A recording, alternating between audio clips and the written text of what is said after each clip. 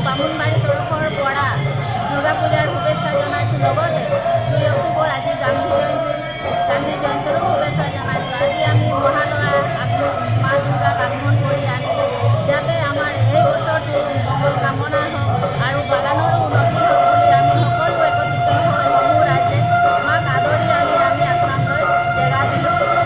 নমস্কাৰ, মই অজয় ফুকন আৰু এইখিনিতে সমূহ এনি ভাৰত চেনেলটোৰ যিসকল কৰ্মকৰ্তা আছে সকলোৰে মোৰ ফালৰ পৰা শুভেচ্ছা জ্ঞাপন কৰিছোঁ।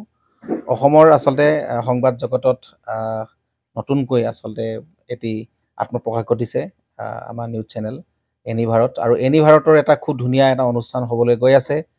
সকলোৱে জানে আমাৰ সকলোৰে মৰমৰ হাৰ্টথ্ৰব জুবিন গাৰ্গৰ গানে কি আনে, আচলতে জুবিনদাৰ সেই গীতৰ আধাৰত আমাৰ হিৰুদাই লিখা সেই গীতটি গানে কি আনে, এই গানে কি আনে নামৰ এটি তেওঁলোকে সাংগীতিক ৰিয়েলিটি শ্ব' কৰিবলৈ গৈ আছে।